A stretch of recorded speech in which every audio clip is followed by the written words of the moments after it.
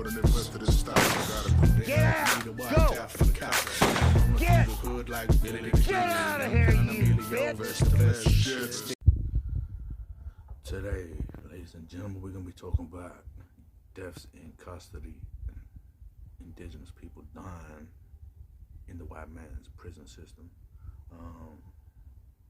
and how the white man tried to justify it by saying, well, they just are weak people. The prison system's too hard for them and they die. Like, that's some bullshit excuse.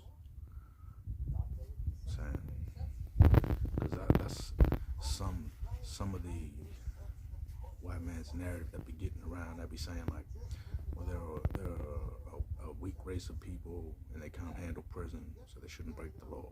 You know what I'm saying? Like, that ain't even it. But the reason I'm bringing this up now is because, like, we know there's been over hundreds and hundreds, maybe thousands of Aboriginal people that have died in the white man's custody. And just recently,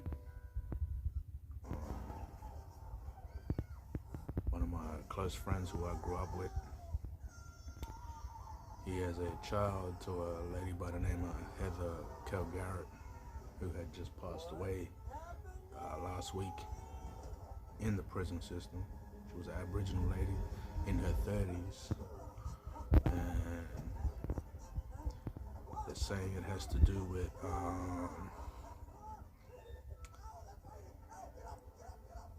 they inject what you call that shit, like people that are addicted to the heavy drugs out there. That's some shit. What they give them is bupe or some shit they call it in the prison system. And apparently they give her some shit and didn't give her a 24-hour observation, and she had passed away. And apparently it was her sister that walked in, her own sister, who was in jail at the time as well, walked into the cell and found her, her big sister there. And rest in peace, Heather, because I know her personally. And condolences to the family and that.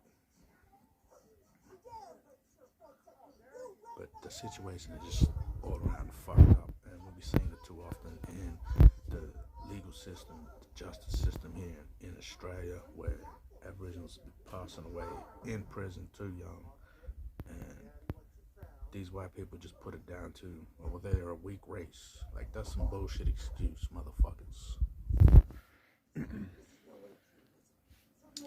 Bullshit. And now she got like, my friend who's raising his son, he gotta tell his son that, his mom had passed away in a fucking jail. So it's just bad all around, and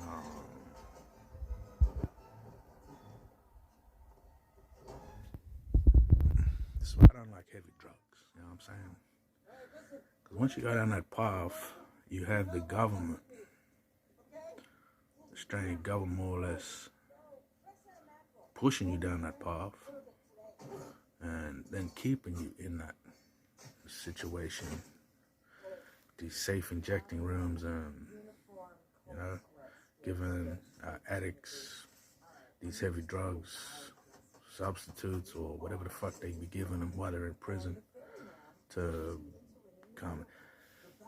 Us marijuana users, we ain't that privileged. We don't get it that good. You know what I'm saying? And yeah, so it's more or less the government favors one drug, a drug that keeps the population sedated and more easier to control, let alone like with marijuana. They, you know what I'm saying, they demonize the hell out of marijuana, but here you have this other drug and it's okay, like ice and meth and all this shit, like what white people be doing. So, and I remember saying from Bob Marley, where he said some shit, like he said, they don't want you smoking marijuana because we harder to control. You know what I'm saying? But while you be doing that other shit, you're a whole lot easier for them to control. And that's how I feel about shit too.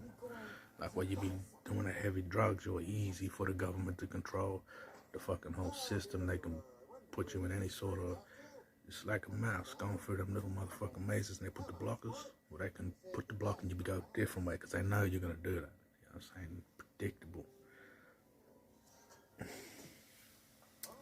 Yeah, man, just stick to the green. Stick to your green tea. Stay away from that shit, boys and girls, because it's bad for you.